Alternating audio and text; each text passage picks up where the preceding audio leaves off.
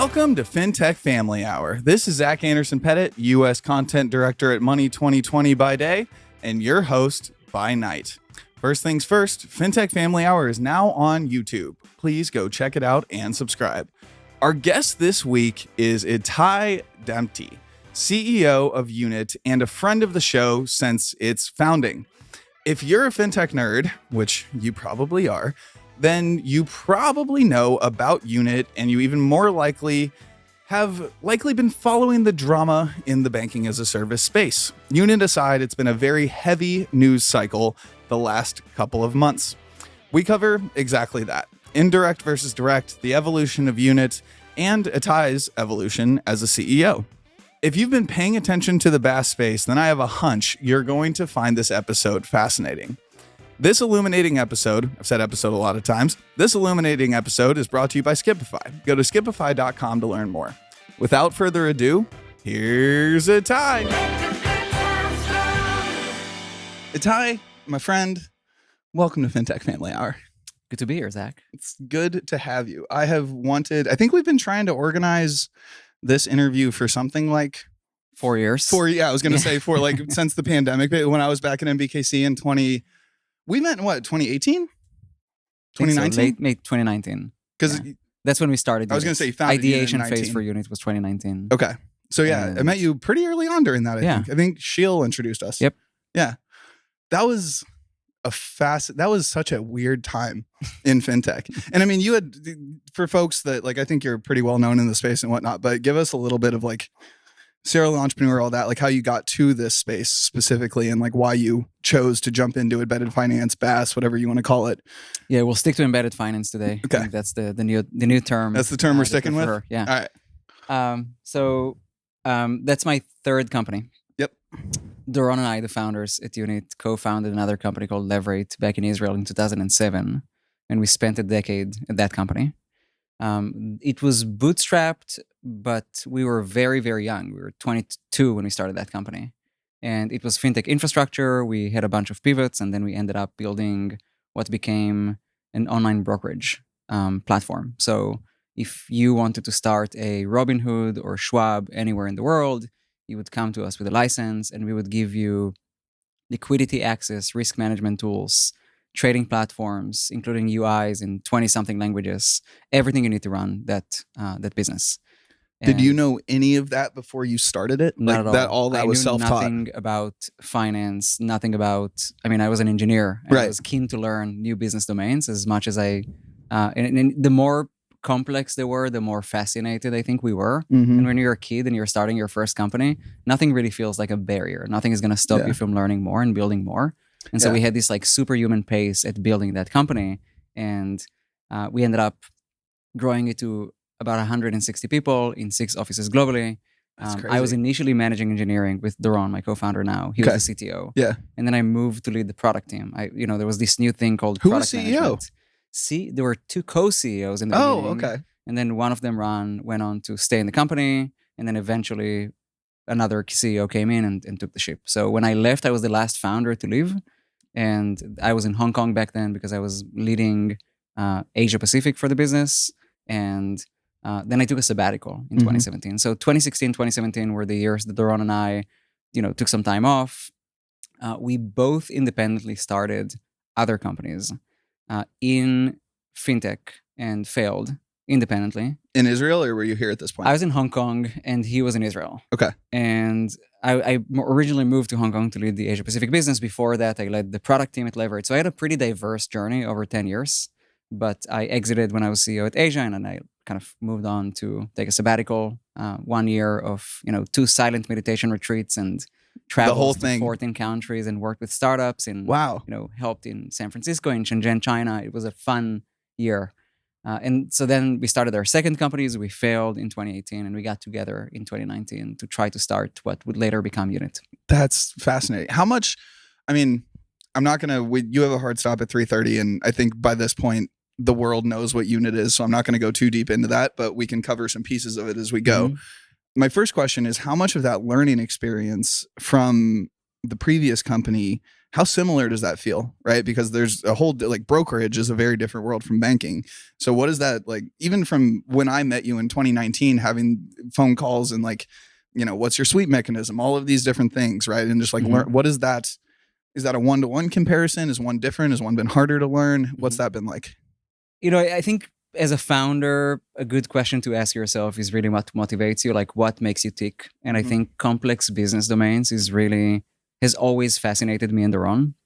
I think both trading, which is really a fast-paced, unforgiving industry. I mean, if systems go down for 10 or 12 seconds, people could be losing millions, and people can then depend on you for not having facilitated trading, etc. Right. So the trust is gone, right? And there's some overlap extremely there. Sensitive. Yeah, exactly. So I would say the technical challenge in building a brokerage infrastructure was really incredible. And I was not, just to be clear, I was not the person solving the hardest technical challenges in the business. That was Ron.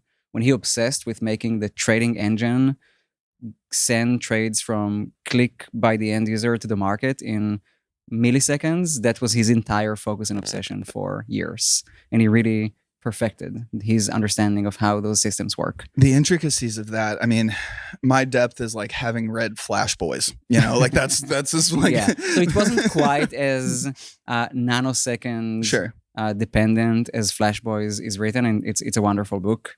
But it was more of the, think about 100 different brokerages operating worldwide. Each one of them offers some subset of 4,000 instruments, indices, commodities, foreign exchange, stocks, and contracts for differences. And all these things need to fit into one system for the end user.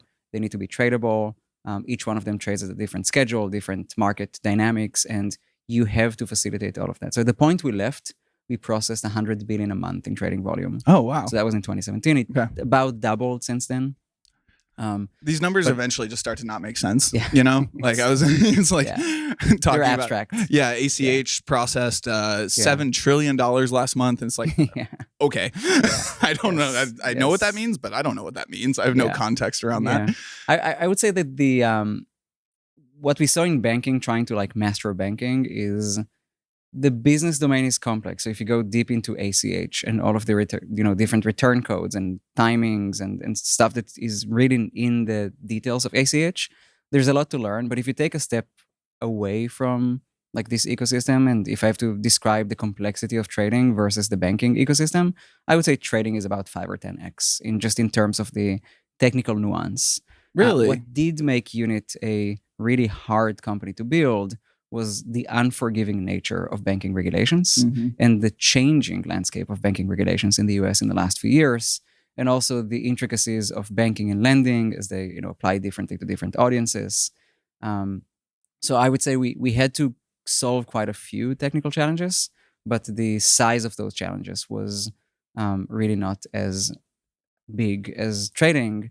I think the moving ecosystem is what makes banking as a service or embedded finance more interesting. So going back to like the time that you and Duran had just ideating, right? Back in, you said 2019, led to Unit. What was the founding? I know you're big on jobs to be done and whatnot. So what was kind of like the founding thesis that you were solving? Well, we'll start there. And then my next question is like, and how has that changed? But what was it initially? So the basic insight that we try to share in our seed deck and with people that spend time with us and also banks that we spoke to was that the fintech world is changing shape. The first wave of fintech innovation that we call Fintech 1.0 was companies like Chime and Venmo and Lending Club. And their only focus was trying to do what the incumbents do, but better, faster, cheaper. Sure. So their definition of success was, if we can take 20 or 30% from JP Morgan in the course of the next decade and do it just for our product, it would be very successful. So that was the old wave of fintech companies that we saw as somewhat successful at the time. Not 20, 30%, maybe 2 or 3. Exactly. Yeah. By today, I think people reduce their ambitions and things have changed. Yeah. Many of these companies, by the way, that were on pretty good trajectory have then, got derailed.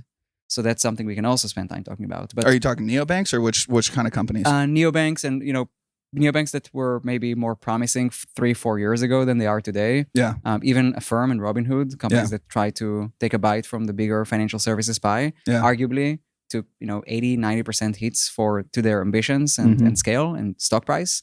And I'm not here to talk about topical and timely stock prices. I'm here to talk about the shape of innovation that took place then versus what it was becoming. Yeah. So, and everything you've named though has the overarching thing of highly regulated and has been derailed as a result of either policy, regulation for the most part, right? That gets if you talk about, I mean, it's less specific when you're talking about Chime and whatnot, and you're talking about Robinhood. I mean, regulatory, like across the board, it seems like it's interesting, like the classical makeup of an Israeli founding team, like makes so much sense in that trading world, right? Like that's like, yes, that's who I'm going to invest in. But like knowing you, that does translate over here, but it is interesting the way that the technical decreases, but the complexity increases in some other ways. Because of regulation and just the moving environment. Right. Yeah. I would say that I think the killer for Fintech 1.0 companies was not regulation as much as it was customer acquisition cost. Yes. The success of Apple in banking and credit cards is a result of a really precious brand, as well as unbeatable distribution. And when Amazon becomes successful in financial services, we can say the same to Amazon. So I think the killer of most companies and potentially the biggest headwinds in front of the existing successful companies like Robinhood and Chime is that it got very expensive to grow. And it wasn't the case when they started. In the beginning, there was some arbitrage that they had, marketing arbitrage as well as user experience arbitrage. Enough companies have caught up with them to make their user experience arbitrage somewhat diluted, and the marketing costs have just skyrocketed.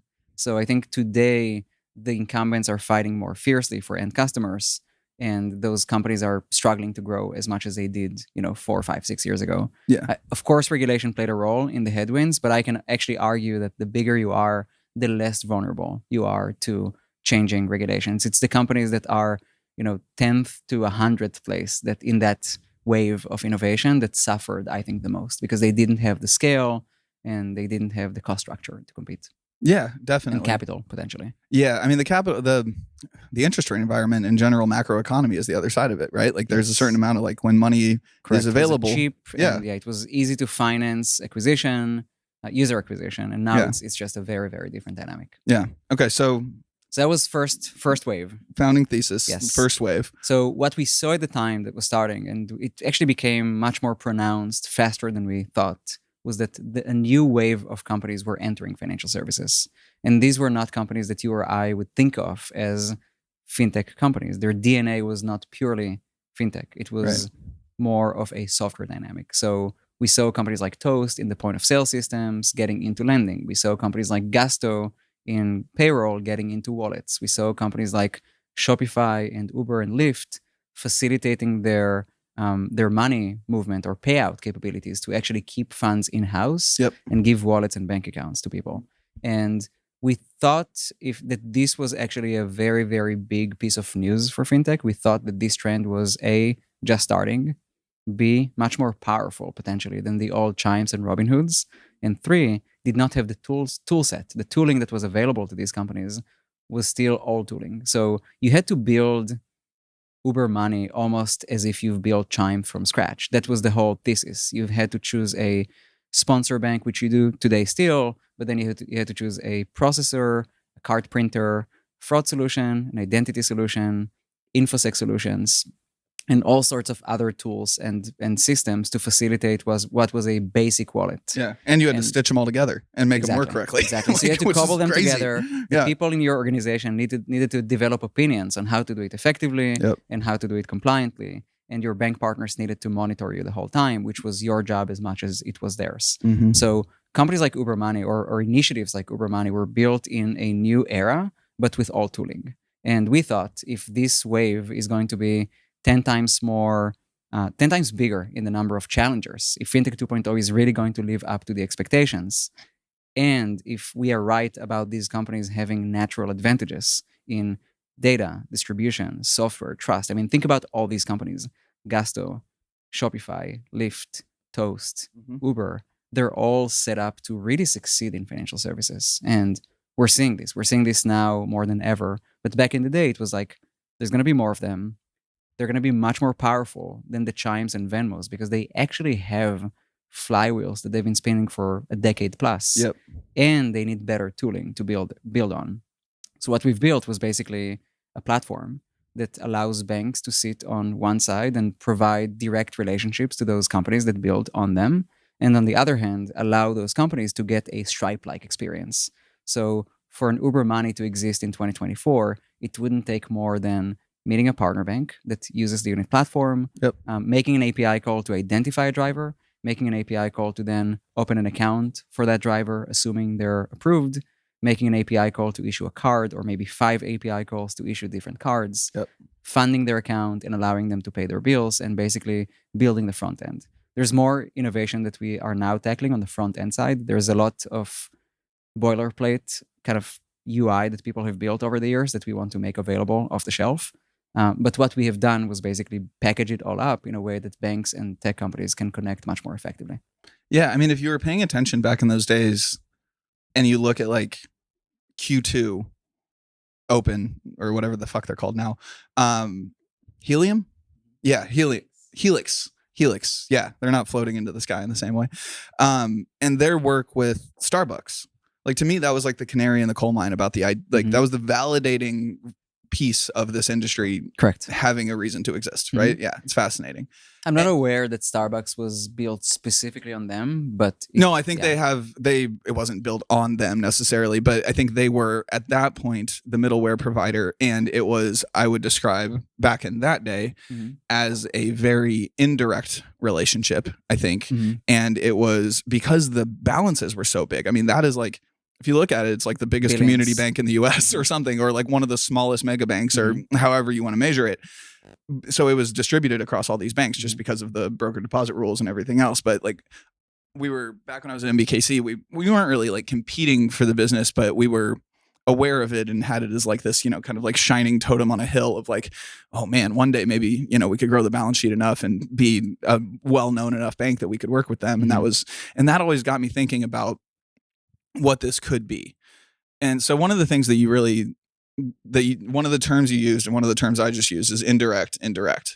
How did you make that decision early on? Like what, because none of the I don't know if I want to say that regulatory clarity totally exists at this point. I don't think it does, but there was none at that point, right? Yeah. Like it was just like, I don't know, it's time for yearly examination and we'll see what happens, So how did you kind of peel back layers and make the decision to be direct? Yeah. So let me maybe take a step back and explain what we understand is the overall expectation of these partnerships between a bank and a Starbucks, or a bank and a Toast.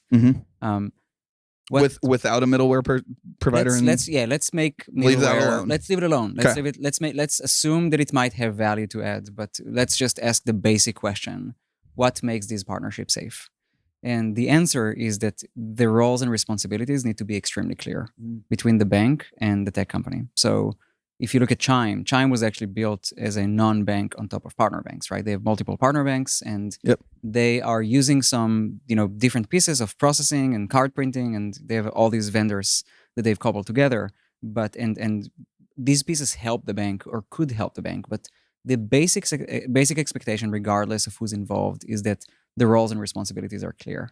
And in the old days, what regulator looked at as program management, the act of distributing financial services on behalf of a bank and owning a bunch of different responsibilities, clear responsibilities, I think is changing shape these days, or could be redesigned in helpful ways. So when we started the company, one of the really basic questions we had to look at was, do we want to mandate that there's a legal line of sight between the bank and the client? Do they need to come into direct legal relationships?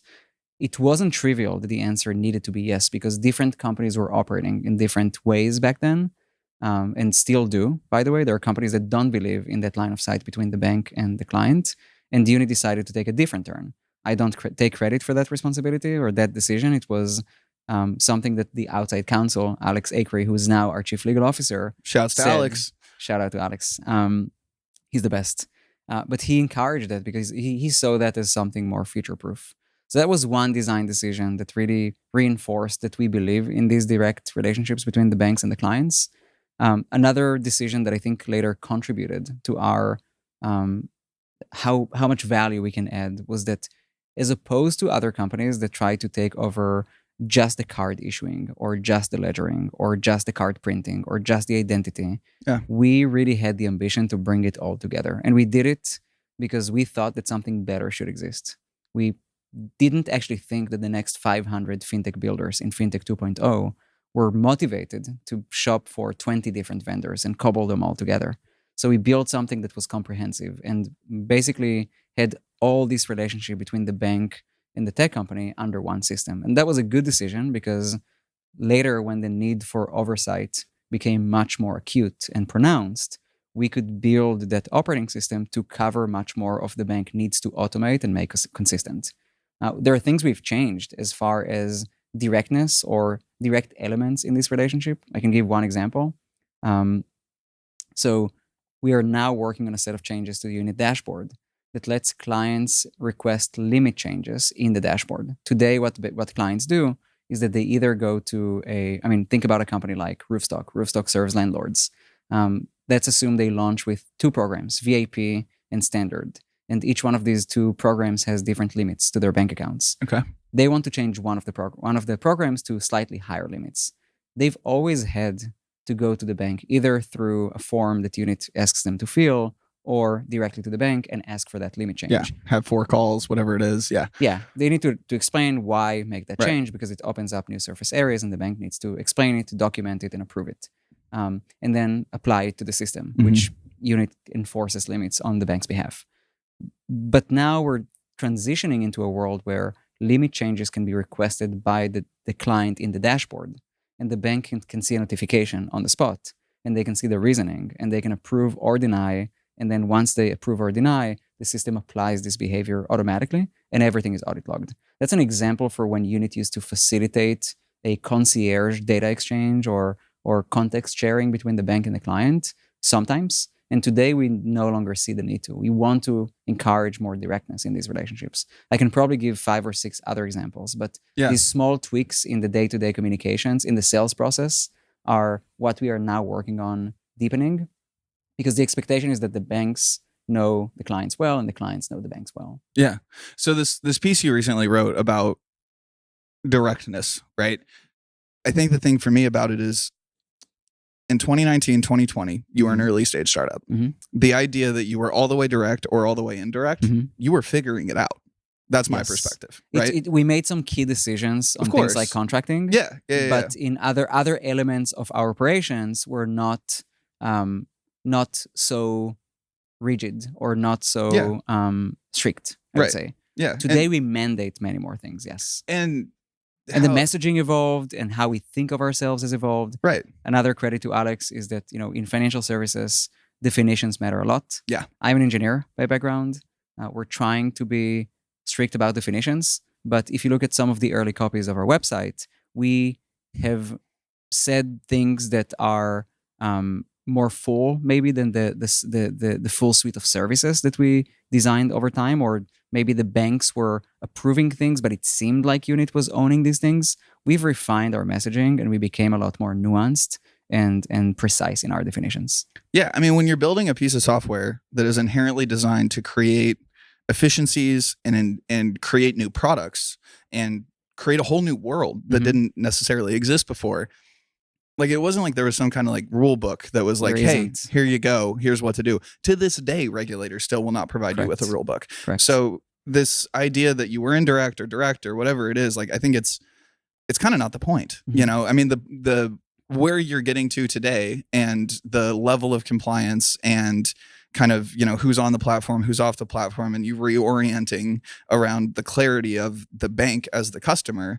I mean, it seems like some of it truly is UX related, like you said, right? It's the idea that somebody would do something in the dashboard versus go direct to the bank is like the logical thing. If you take the OCC out of it, is do it in the dashboard, right? Like that's the engineer, that's the natural thing. Yeah, it's efficient, is tracked. It's something that is audited. And so it makes sense for all parties. It makes sense for all parties, and it's also like kind of the thesis around RegTech, right? Like the thesis of RegTech is like, here's a piece of software to sit in between the things, so that you can communicate about the things, have transparency, right? And now we're getting to a point that I find interesting, if not ironic, but definitely interesting, where you're because of regulation, removing some of the obvious efficiencies that could exist, but doing it for the right reasons. Correct. Creating speed bumps that make the ecosystem live up to the expectations of stakeholders. Right. I would say that I said that the concept of a program manager needs to be potentially challenged because, again, you look at how Chime operated in the early days. Let's go back one. Back when I was at MBKC, this was one of the conversations we would have all the time, right? It was if a brand was coming to us or a banking as a service embedded finance provider was coming to us, the question was always, the first question was, who's going to be the program manager? And that was just a canary in the coal mine question of, do you know what program management is? And still to this day, I think that a lot of folks in the industry don't. And I think it's worth defining is what I'm driving towards. So can you define program management and then we'll go from there? Yeah. So again, let me talk about the pre-infrastructure days. Let's talk, 10 years ago when companies like Galileo might have existed and a Chime is now getting built and they need to make all these decisions. Right. There are so many different surface areas that relate to regulatory expectations that banks have. Those surface areas start with identity and making sure that each user is identity checked and fraud checked. And there's a lot of nuances to that, but that's one bucket. Then there's the stage of, you move money on their behalf. You need to enforce limits.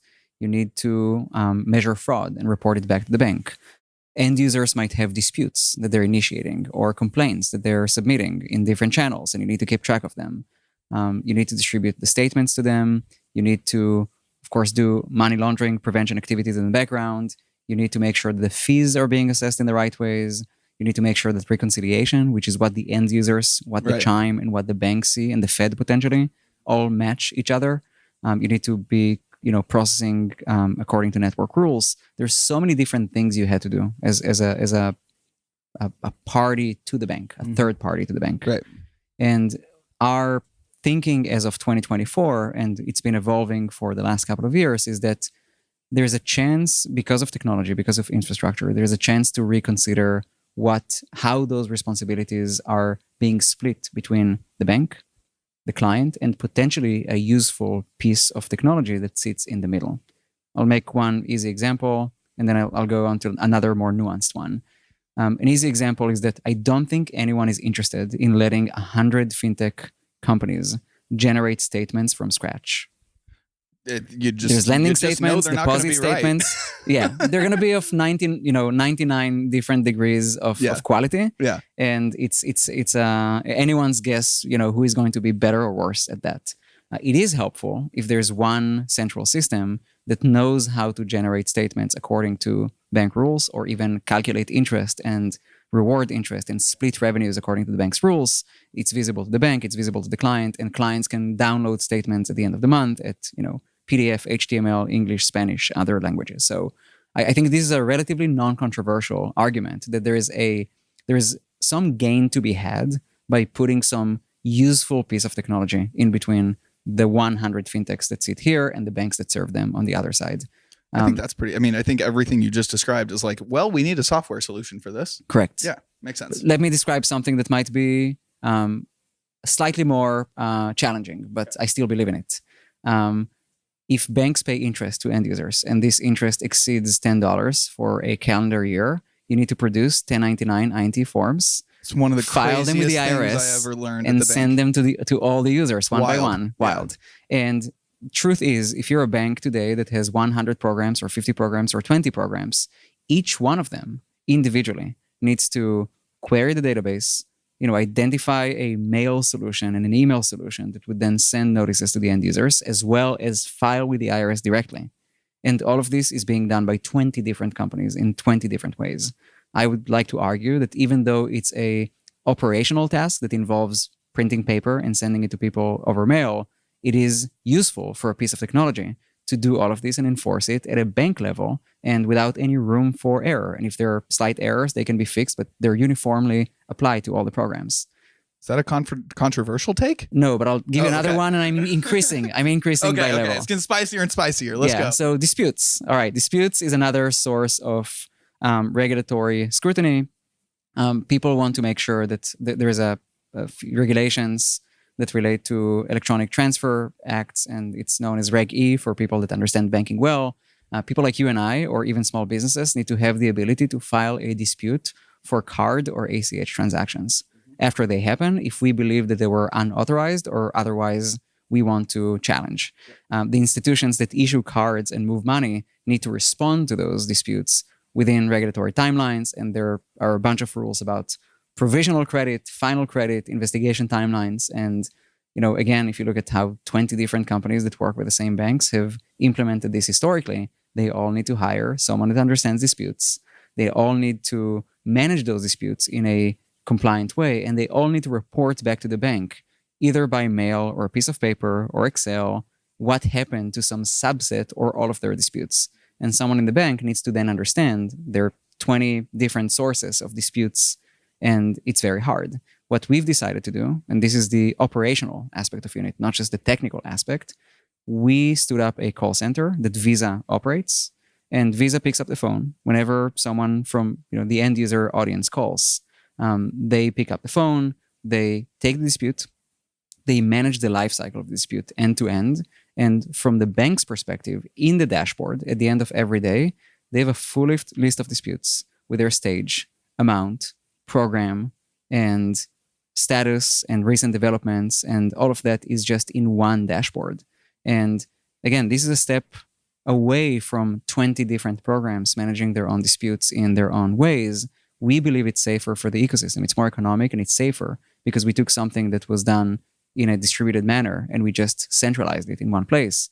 And again, that's a piece of innovation that we would like to pose is helpful for the banks as well as for the fintechs. This episode is brought to you by Skipify. So what is this magical Skipify, this connected wallet thing that they've built? Well, imagine purchasing a product as a consumer with a merchant you've never actually shopped with before, and your credit card's already saved with them. Sounds scary, but it's not. You've never added this merchant before. Your shipping address is already there. How did they know? You're not sure, but you hit buy and your product is on the way. That's Skipify in the background. Skipify goes beyond what other digital wallets or one-click checkout products are doing. They've built direct integrations within the banks you already bank with. That's where the connected piece of the connected wallet comes from. So that step of adding or saving cards in the connected wallet is totally skipped. Get it? Skipify. Skipify is pre-populating card info and shipping details from the banks for consumers. They can even embed features like card offers, paying with points, or buy now, pay later options directly into the moment of checkout. It's better for the banks than Apple Pay, better conversion for the merchants, and better consumer experience for the actual shopper. If you aren't working with Skipify yet, you probably should be, or at the very least, go check them out. So what's the argument to the other side? Am I just not enough of a Luddite to understand what the other side of this would be in terms of the pushback? No, I think that there's a elevating level of concern with other aspects. I'll give you one example. In the old days, it used to be very common for 20 different chimes to have their own anti-money laundering practices. Sure. Head of AML, Yep. Analysts that then work transactions and customer monitoring and basically make all the decisions and report to the bank what seems like suspicious activity. This is very true, very normal as of 10 years ago, also 5 years ago. Now there is an increasing level of expectation that banks themselves own these type of activities or a subset, the more sensitive types of activities. And as it's becoming clear, there is a need or request from banks to own those activities. So the technology now makes it easier. So the existence of platforms like Unit can help banks ingest all the transactions across all the programs in real time if they want to, and make them flow into one central engine that the bank might use in their traditional branch activities. Yeah. And the same rules that apply to people that walk into branches might apply to other programs, or the banks may take a more nuanced and more program level approach to these transactions. But there's an evolving set of expectations that banks own more of that. It's not uniform, it's not clear cut, but it's something that we're watching along with others in the ecosystem, and we're implementing with partner banks. And so this is an example for a type of activity that you can debate. Should it be centralized? I think it should be centralized regardless of is it unit that owns it? Is the bank that owns it? From a headcount and procedure process standpoint.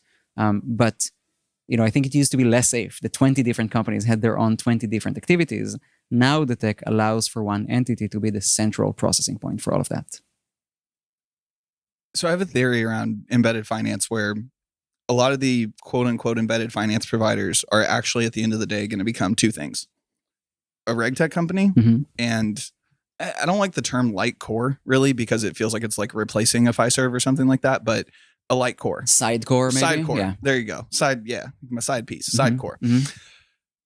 Those two things sounds exactly like what you just described. Correct. Right? Like the idea that, to your point, whether that I think there's a general agreement that the bank should own it, but the idea that there wouldn't be a piece of software that sits on top of, some pieces of software that were built in COBOL, right? That could take in data, organize it, prioritize it, right? And then allow you to function and work on it. Correct. Doesn't seem wild, friend. Like that seems pretty fucking straightforward. It is straightforward. Yeah. And like I think that's the thing for me about a lot of this that's so interesting is like, I feel like we spend a lot of time debating things that are pretty inherently rational or like just inherently straightforward. I think there's a straw man sentiment in the space right now, which is some companies might be running wild and they don't, maybe people assume that infrastructure companies don't have as much attention to compliance as they do. And so there's just a wrong perception of how these things even behave on the technical level.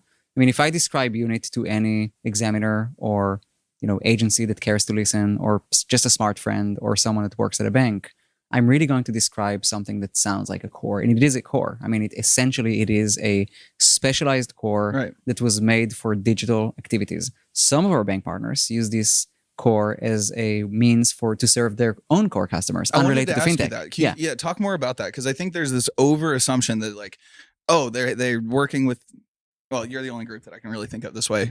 Maybe Treasury Prime. I don't know. You're really the only one I can think of, but it's a piece of technology that even if you're not a sponsor bank, you can benefit from and use, right? Like, and the only that makes you think of alloy and sardine and all these others, right? And that's why I say the RegTech thing. But also to your point, the side core / just layered core, like you're a piece of software that a bank can use, and it doesn't matter if there's a Chime on the other side or an Airbnb on the other side. Correct. Right? Yes, exactly. So our system is designed to allow the banks to launch multiple programs directly. One of their programs can be their own core customers. There are a couple of design elements that we need to factor in when that happens, because there is no third party. The risk is inherently lower because the bank itself is doing potentially branch signups and other kind of in-house activities. But essentially, it's a core system.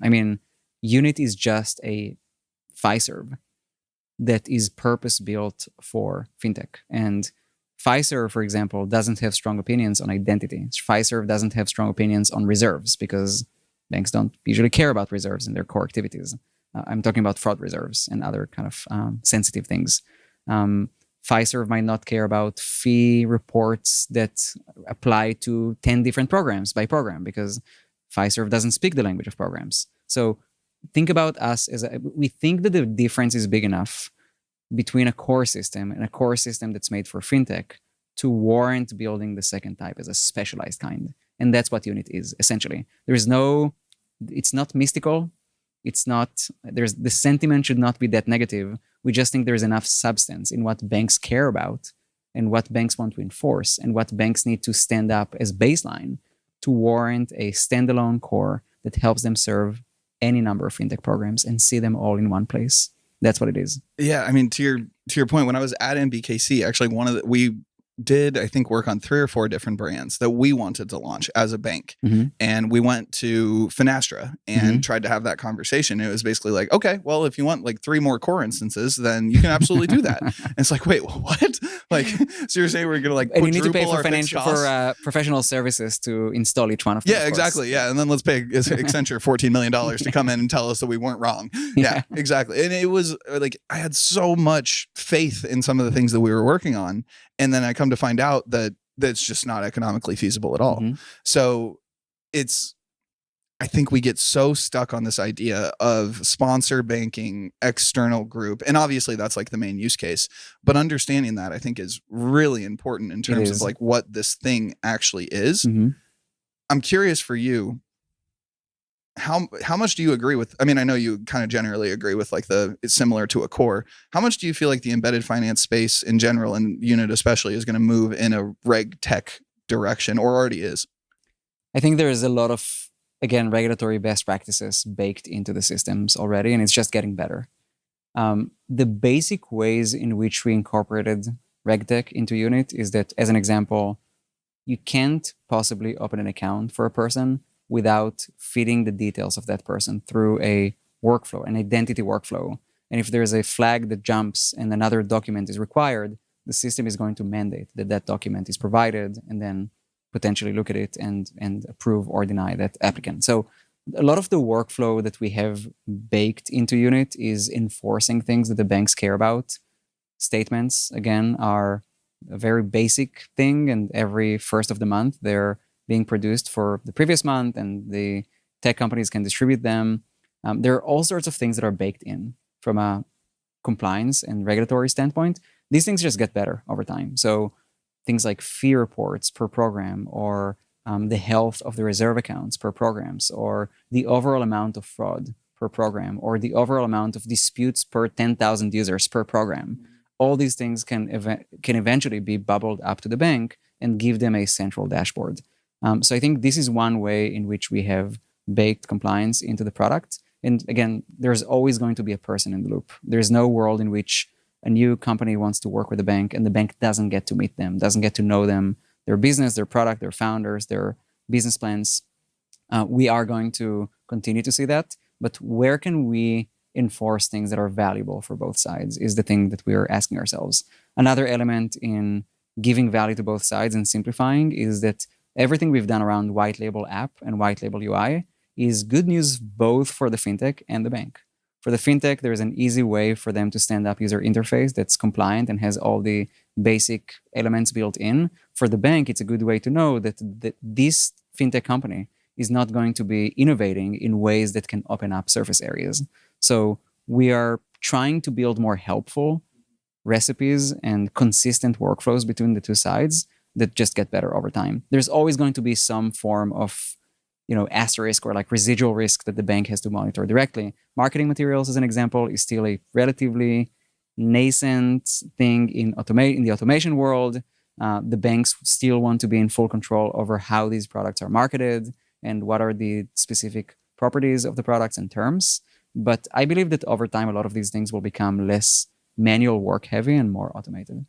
Yeah, it is interesting the way that like every bank I've ever been inside of, or every community bank I've ever worked with that's on the sponsor banking side, like has very clear, like you can only say FDIC here. You can only, things along those lines. It blows my mind how we still get to a point of people fucking that up. Like it truly confuses me, and it makes me wonder where the disconnect is. Where do you think the disconnect is on something kind of that seems so simple? I'm not a complete expert on the most specific and recent guidance, but I would say that in the absence of centralized guidance, banks are in dialogue with their own regulatory stakeholders about what passes the bar, what meets the bar. So what we see in our ecosystem is that banks are coming up with their own guidelines for their programs, and they insist to continue to review marketing materials. And if there's an update that could come from someone in their stakeholder system, or maybe a consent order that was published for another bank, or something that came up more broadly in the ecosystem, they update how they think about it.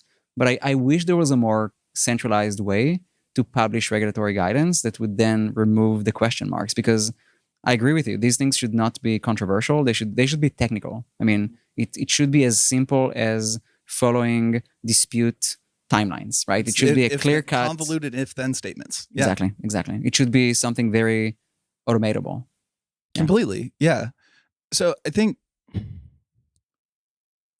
thinking about kind of where the industry is, I think a lot of the questionable actors are kind of out of it at this point. I think there's still maybe some, and that Twitter can debate that. But for the most part, I think we've gotten to this point of here's the groups, maybe minus one or two, that are going to exist for at least like the next 5 years, 10 years, whatever. When I was at MBKC, and that was 5 years ago now, it always felt to me like the regulatory conversations were very hindsight oriented, right? You had felt like I know it was more than yearly, but it felt like a yearly examination. And then you would learn something from the yearly examination. There would never be much in between. And then you would implement those changes, and then we'll see you in a year, right? That system, I think, happens because the data doesn't flow straight through to the regulators, things along those lines. Other companies are trying to solve that. And I think there's an argument that Unit could get involved in that eventually, right? How much has that changed at all? Not in terms of really not in terms of like a compliance oversight schedule, but does it seem to you like the conversation between regulator and banker, or regulator and technology company, is increasing in cadence, or has that changed? So anything that has to do with between examiners and banks is completely in the domain of their boardrooms and their engagements.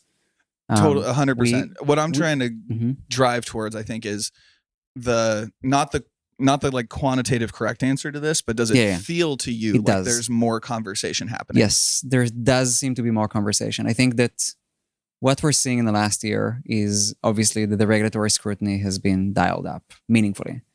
There are consent orders. There is more action in this ecosystem. There are attempts to draw clear lines between companies that do it the right way, quote unquote, or the wrong way. I think there should be room for more nuanced discussion about what we're all trying to achieve. By the way, one thing I don't think people talk nearly enough about is, why are we here?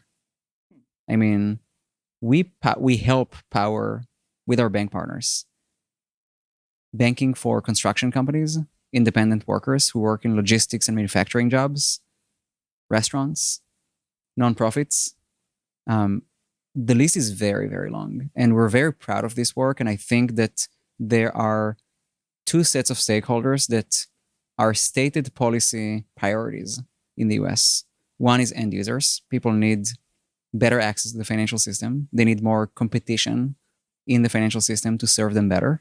And the community banks is a second set of stakeholders that we believe should be empowered. And this ecosystem is a lifeline for them.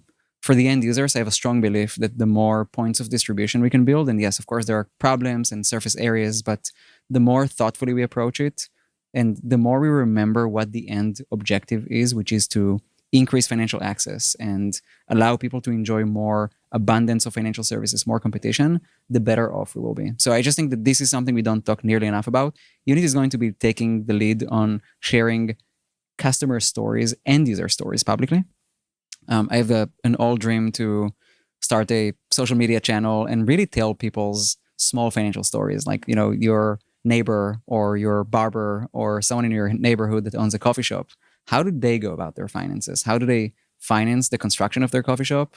What do they use for point of sale? How do they pay their vendors? Is it check or ACH? How do they pay their employees? How does the person who works at the restaurant want to get paid? Like, I'm really curious about these types of stories. But I think it's something we should talk about more, because if we only talk about what's in front of us and the controversial kind of stories that come out, I think we will lose sight of something that is very, very important. And frankly, JP Morgan wants us all to lose sight of the really important things that can become possible if this ecosystem succeeds. So yeah, just my 2 cents. No, I completely agree. I think that it's really interesting. So we started a new show at Money 2020 that hasn't launched yet, but the first question that we ask, it's like a YouTube show, is what does fintech mean to you? And we've asked it on a few episodes now. And Nicole Casperson at this point is the only person that has answered with it impacts humans, which, like, of course, that's Nicole. So obviously that's the direction she goes with it. But I mean, that's like, I was at Merrill Lynch and I saw a annuity salesperson come in the door, and I saw our entire product sales mix shift as a result of understanding what percentage you can make on this instead of this. And I thought, how are you not a fiduciary? Like, you're broker. Wait, you can be a broker dealer and a fiduciary, and you can like take off the hat, put back on, and not tell anybody. Like, this is the most broken fucking system in the world. So I agree with you completely. And I think that we've almost gotten to a point of, I think we've completed, like to your point on 1.0 to 2.0, I think we've completed like a full fintech economic cycle, right? Where we've gone from like beginning to end. We've had interest rates do the whole thing. We've had the full economy do the whole thing. We've seen companies do the whole thing. And now I think we're coming back to a point where the why will actually matter again over the next year or two. And especially coming up on an election, I think that people get a lot more associated with their why a little bit more if they're paying attention at all.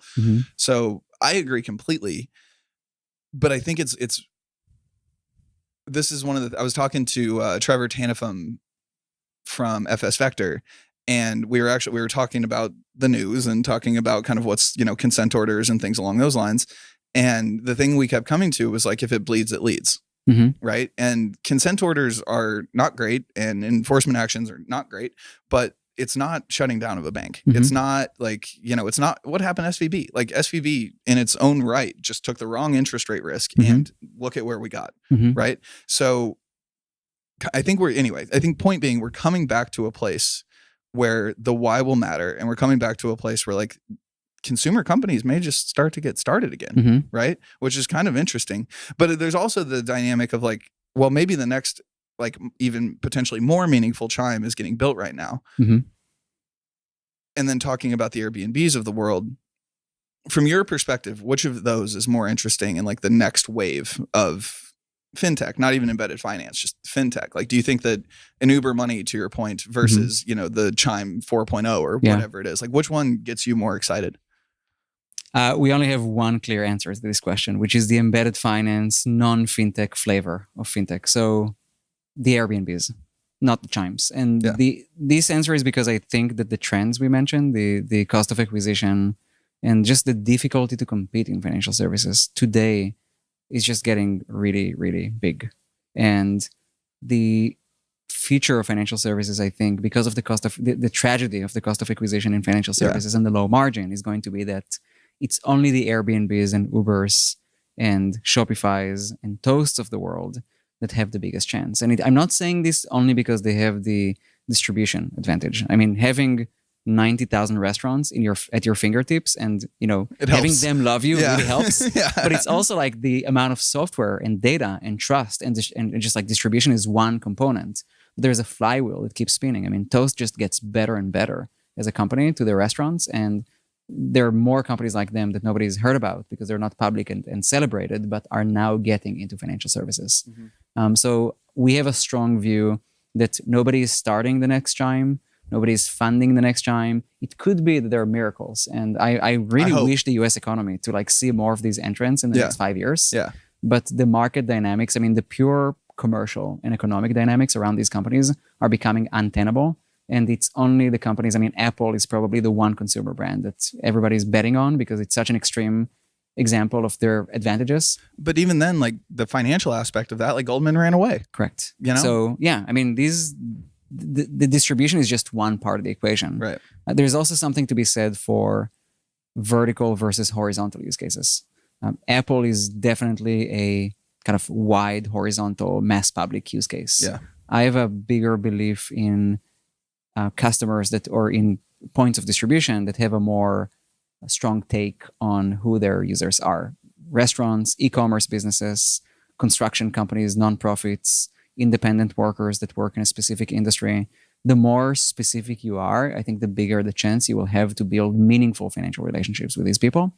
And to me, if you look 10 years forward, assuming that this ecosystem lives up to the expectations and really makes a dent in the financial world in the US, I can see a world in which there are 10,000 points of distribution for financial services. These 10,000 companies are going to be companies that own 0.1% or 0.2% of the economies each, but they're really good at it. I mean, there's no reason that a Toast would not continue to be successful in financial services. And there is no reason that Procore won't be that for construction companies. So my bet is that we will see a fragmentation of the points of distribution and that companies will learn how to specialize. The Apples of the world are going to remain successful. They're going to be the anomaly. They're going to be the one company that perhaps gives JP Morgan a run for its money. But not many companies are going to look like that. And this is why we don't believe that the Chimes are tenable in 2024. Yeah. I agree with everything you just said, but Christ, I hope for a miracle. Like I mean, it's like the more value that I kind of like JPM in my own way. And I don't know, I'm not going to say anything about SETI. But I kind of like JPM, but the idea that they are running as far away from everyone else as they are is like scary. I mean, it's wild how well they're doing compared to the rest of the pack, and like the value accruing up there. Like you kind of get to a point where you're like, I don't know if Apple could compete even. I mean, financial, I think reserves of Zeus, but like one of the other reasons I'm more bearish on consumer use cases is that the user facing feature set is pretty small. I mean, you and I need to pay our rent. Yeah. We need to use our cards in a restaurant. We need to move money to friends and family sometimes, but we don't have vast financial needs, and we definitely don't have fancy workflows in our lives. I mean, the fancier workflow in my life is that I go to Schwab once a month and I send money to my landlady. Like that's literally the one thing that I wish I could automate. But think about a business point of view, right? Think about a restaurant, construction company, payroll nonprofit. Alone is more complex than everything you just said. Exactly. And also like think about spaces where, construction, unique cash flows, unique payment cycles, more opportunity to bridge and provide financing. Think about landlords. They have their rent collection and they have deposit taking, deposit releasing, bill pay. When you're facilitating all of that for them, the value you give in automation is just massive. So do I think JP Morgan is going to maintain its consumer footprint in 10 years? Yes. They will be challenged by the biggest tech companies because they have the footprint, the consumer footprint to challenge them. But I don't think anyone else will give JP Morgan a run for its money. I do think that in business banking, I mean, think about companies that help you form your LLC. These days, most of them or many of them give you a bank account built into that formation stage. Yeah. And why would any LLC then walk into the local Citi or JP Morgan branch if they can get their online bank account on the spot, right? So I think it's the business side that will cause what I think of as the, how people say retail apocalypse that played out because of Amazon. And then everybody woke up overnight and we're like, oh man, like the ecosystem is Amazon's and everybody's like going out of business. I think the same thing will happen slowly and then overnight in the financial services ecosystem. And it will be mostly the businesses that are going to cause these shifts in behavior. Because again, you and I are going to have the same financial needs more or less in 10 years. Yeah. So just our 2 cents. No, it actually, I mean, I'm sure you know who Naval Ravikant is and his kind of like theory around everybody should be a business, right? And like the idea that we should all like, there should be your personal identity is your brand. And there should be however many billion businesses in the world and we should all be entrepreneurs and solopreneurs and so on and so forth. I mean, it really, when you think about Mercury Row, whatever it is, like the excitement around something like that, or the excitement around, like this year I've randomly started digging into John Deere Bank. Have you dug into them at all? No. I mean, it's what it sounds like. It's John Deere has a bank. It's like there's a lot of... They own a bank charter? Yeah. Interesting. Yeah. And it's vertically integrated and really exists so that they can do lending on the very, very expensive equipment that they have to provide to farmers, right? So straightforward, like there's no nuance there. It's just like, that makes sense. Let's vertically integrate it because we know our customer, right? And because we've figured out that like, there's a lot of money to make if we vertically integrate. And I think that alone, like, farming is going in an interesting direction, but like that alone is an argument for exactly what you're talking about. So we're almost an hour in and I haven't gotten to spend time with you in a while, and listening to you talk, I'm curious. And like listening to you talk, knowing what, just the regulatory world is like, what it's like to be, not knowing what it's like to be a CEO in embedded finance, but having some sense of it not being the easiest thing in the world, especially right now. What has it been like emotionally for you as a CEO, and I guess for Duran too? I mean, not that you can really speak for him, but like, what has it been like kind of going through some of these ups and downs? Like, how have you kind of maintained your sanity in all of this? Because you have to learn, you have to execute, and then you have to learn again, and then somehow you have to execute while you're learning, and just so on and so forth, and then run everything else that we just talked about, right? So not to overwhelm you with all the things in your life you weren't thinking about at the moment, but no, I'm just like thinking about how do I organize the answer. I think that leading in a dynamic field is a challenge. leading a growing company or a meaningfully sizable group of people is a challenge. How many people is Unit now? 160. That's meaningful. It is meaningful. For sure. Yeah. And it is also an invitation to practice patience, which not everybody can afford. I mean, if you have a smaller balance sheet, or if you're a younger company, or if you have any runway considerations that force you to take action or rethink your course, there are some companies that are forced to do that, and I think it's healthy for them.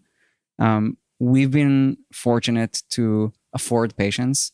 Patience is not one of my personal strong suits. I would not describe you as patient personally. No. And but it is helpful to remember that we're building for the long term. It's helpful to remind our team that we're building for the long term. It's helpful to take some historical perspective and also have some regulatory empathy. I mean, what's happening now in this ecosystem is a result of people trying to carefully study how the ecosystem works and trying to define what good looks like for the next 10 years. You can believe in one of two things. You can believe that this ecosystem is going to be permanently slowed down and stopped, and that innovation in the US is going to have no room in financial services. Or you can believe that this is a slowdown that can then include some signal or information on how to move forward safely and scalably. And I still believe strongly in the latter. So I do think, I believe in it myself. I talk to our team in those terms. We're trying to take the actions that position us well for the next 10 years. Again, not every company can afford it in terms of their balance sheet and runway and how they think about the future. But I'm practicing patience. I'm taking good care of myself. It hasn't been easy to deal with the dynamism in the space right now, but we're trying to keep our eyes on the ball. And the ball is, we have a big role to play in financial access. We have a big role to play. Infrastructure is a problem that I've really enjoyed working on from a young age. I'm really fascinated by the idea that you can build one piece of technology and really elevate standards for millions of individuals and businesses. And to stay on that course, we have a lot to prove as a company. And I think that everything we're doing now is in service of that long-term mission, and having the personal energy bar to keep going and having the company stamina to keep going. And obviously financials play a role in making sure you have that stamina. So I believe in the long term. It has been a balancing act, learning how to communicate with our team, learning how to communicate with our banks, our customers. I mean, going to banks and reassuring them that we are going to respect every single risk management decision they make for good. I mean, we take it for granted that we know it, but I am having these conversations with all of our bank partners because I want people to remember that we're building a business for 20 years. And banks need to take note and need to treat us like partners that can help position them well for the next 20 years, and not as a company that tries to grow really fast and then does things in an unhealthy way. Yeah. The grow fast and break things, that's doesn't work in finance. Doesn't work in fintech. It took us 10 years to figure it out, but we figured it out. Yeah. And the abundance of capital, I think, was a twisting factor, right, in this ecosystem. I think you guys were, I think there's always different advice around it, but the take the money when you can get it thing, I'm really glad you guys did that. Thank you. We got lucky. I'm not going to take any credit or attribute this to being smart. I would say we have smart investors. We built a strong momentum by hopefully executing decently well for some years. And now I'm very, very happy that we have the capital and the team to navigate from here, and that we can afford the patience. And by the way, in terms of business trajectory, the last 2 quarters were the strongest quarters in sales in the history of Unit. We have bigger and bigger names. So the number of deals that we can sign, especially with younger companies, is limited by bank capacity. The true situation in fintech right now is that all banks have capacity constraints. So everyone is trying to focus on the more scalable, more successful programs. We've signed some of the biggest customers to date. We are launching some of our biggest customers to date. We're proud of the names we're powering, and some of them are not public, but we see the momentum. I just think that we have a focus right now, which is bigger deals, and so do our bank partners. And for our ecosystem to come out of it, I think it will take some more time and some more regulatory clarity. But by business trends, we're doing well. I think the biggest, like the most, the punishment that I think is unfortunate is that younger companies are being challenged right now when they want to build financial services.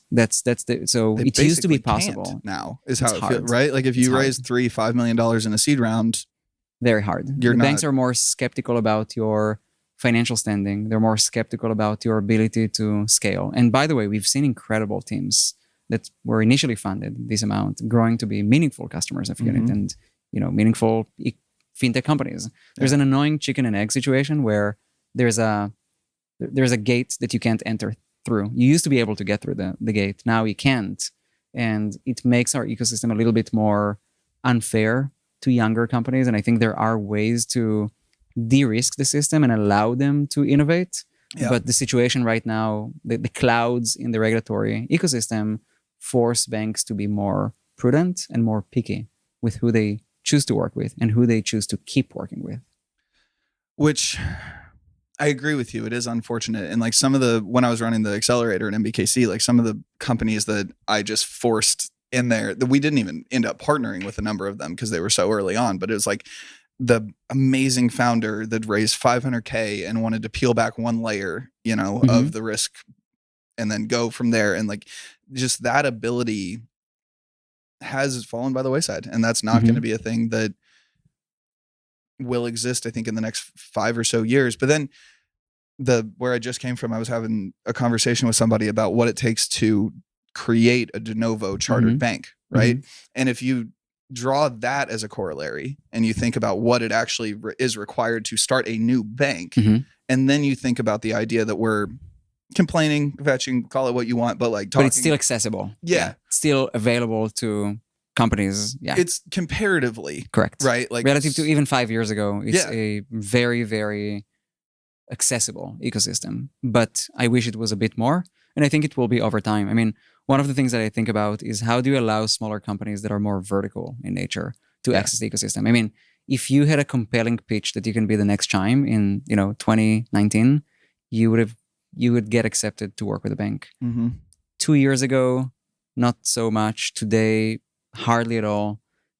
But I do want to give companies that serve production companies or construction companies or 150 nonprofits the chance to build, and they don't represent a massive number of accounts. They represent a deeper financial relationship. And we need to find ways to make this viable for the bank that supports them. And in today's ecosystem, most banks have this calculus when they say, oh, there's a company here that can bring on 150 nonprofits, but it's not such a large number of accounts, and therefore I can't support them. And I this is a pattern that I think we should solve for collectively as an ecosystem, because this is going to be the main frontier of innovation in financial services, these vertical use cases that don't seem huge at first. But Toast also got started as a relatively small business that serves restaurants in one city. Yeah. Well, we have to figure out the FBO rules if that's going to function at all. You want to go into this rabbit hole? No, I don't. I didn't even, I was thinking, I was like, what am I going to say next? FBO is about to come out of my mouth. This is a slippery fucking slope. Let's not do it. We don't have time for all that. We don't have time for all that. What time is it? Okay, it's 3:55. So I think the closing question before plug all the things, you have, so there's there's classical kind of like advice associated with being CEO of certain kinds of companies, right? Which is like put on the blinders and just build, right? You do not have that luxury. I don't think anybody in your seat that is doing anything close to a unit or, even the Chimes of none of these, if you're in finance, you don't get to have the blinders on, right? So you have to build, communicate internally, as you said. Externally as well. You have a close ecosystem around you, partners and vendors and our bank customers and our clients. You have to read a lot, I'm sure, or tell Alex to read and then come back and tell you what he read. But you have to interpret it and believe in it strongly. Correct. The amount of context that you have to develop seems sizable. And like, man, we had a conversation back in 2019 about deposit sweep networks, and you were like, I'm not sure. And like today, you're sure. Like things have changed a lot. So I think my question is kind of for myself and kind of for the audience, which is how how do you do that? I know you're a very smart individual and that is part of the answer, but like, how do you create all of this context? Is there anything about the way that you structure your day? Is there anything about the way that you've kind of learned to function inside of this specific industry that's like taking all of that in without completely overwhelming yourself? I'll confess that I pretty much lost the ability to read professional material outside of work. Like that's my main confession. When I read books, I read other kinds of books. They could be about biology or they could be about history. Yeah. But I don't seek out these types of reads outside of work. I do get a meaningful, drinking from the fire hose every day. I don't think I know everything in our business. I think I'm technical and inclined to learn the smaller details of many things. I think we have a culture that I'm very, very proud of. I mean, the technical orientation of even the legal and compliance leadership at Unit is deep. People go deep. People don't evade the small details. And if there's one cultural win that we have that I'm very proud of collectively, is that we encouraged a culture of deep attention to detail. So by no means I'm an expert to everything. I learn fast when I'm getting information. I think the more interesting question that I'm trying to answer now is how do I split my attention between what seems to be a very busy internal company management and the stuff that comes with needing to explain to our customers, our bank customers, the agencies. I mean, we're meeting with the main agencies, building relationships and engaging in education processes. Yeah. How do I split my time well between the two? Because my personal bias is towards heads down execution. Yeah. I enjoy the outside parts, but I enjoy the outside parts that have more to do with the growth and product innovation of the company. You're a builder. And yeah, I'm a builder by nature. I now have to prioritize engagements with people who are other stakeholders in this ecosystem. And even if these engagements don't make a net new advancement for the company, there's so much value in building trust and building education. And one of the things that we keep going back to is when things are hard, what makes you you, and just double down on yourself. So when things are challenging from a regulatory standpoint and the ecosystem seems to be slowing down, and we want to find a way to productively get out of this and help the ecosystem get out of this, I don't believe in media manipulations. I don't believe in fights on social media. What makes us us is what we want to double down on. What makes us us historically is we're very heavy in writing and documenting publicly. And, you can dig up hundreds of pieces of materials, docs and guides and things that Unit publish to the ecosystem. And of course, you can dig up one or two words that you might want to suggest to change. But the act of building in public is something we're very proud of. So we're going to keep doubling down on that and maybe educate a different set of stakeholders. We're good at building personal relationships. We're good at building software. We're good at thinking in first principles. I mean, the things I told you today about disputes and 1099 INT forms, they're passionate arguments that we have about how to reduce risk, how to make things better for the banks, for the tech companies that work with them. Like, this is the stuff that we enjoy doing. And I think if you change your nature in difficult times, you're going to completely lose your mind. And we're just doubling down on what makes us us. And I'm just very proud of the culture, the product, and the ecosystem around Unit, and excited for the next few years. You should be. And I'll say the last part because I think you're too humble and not the right person to say it, which is, I was having a conversation this morning. This is my third podcast of the day. And I was having a conversation with, I'll leave the person unnamed, but a very respected fintech thought leader in the space. And I was like, I'm going over to Unit later, going to have a conversation with Itai. And they're like, man, that back and forth and all that, that we don't need to get into. But the thing that he said was, and he was talking to me as if like I haven't known you for a while. He was like, the thing about it is Itai and the Unit, those are good people. And that is rare inside of this industry generally. I mean, I talked about the fiduciary broker dealer thing, but it's even more rare, I think, in this weird world where we put Patagonia vests together with suits, right? Like this finance and technology could inherently be the douchiest, meanest place on earth, like by combining these two entities, right? Yes. And you've been a fucking mensch since I've met you.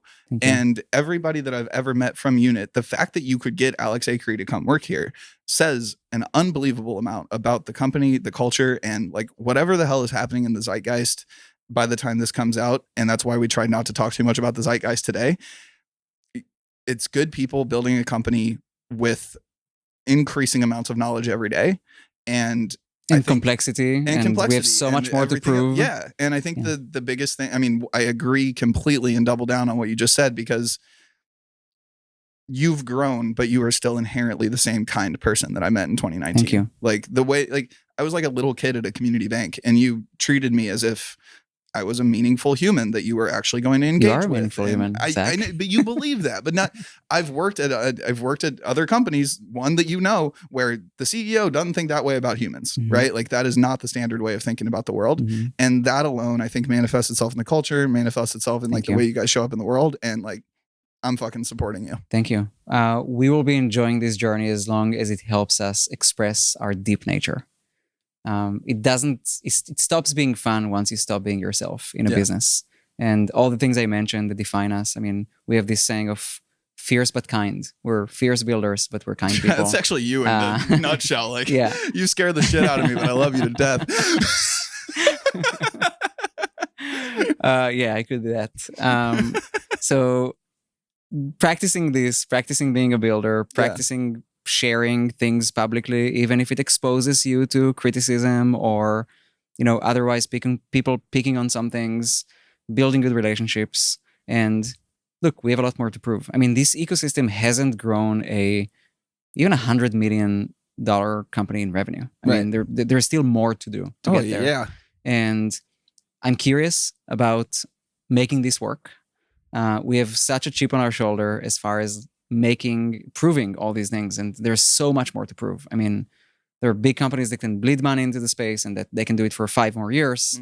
There are other companies like us that have a more finite and more precise way of operating, but nothing is guaranteed. I mean, we're here trying to build something that we think can make a dent in financial services.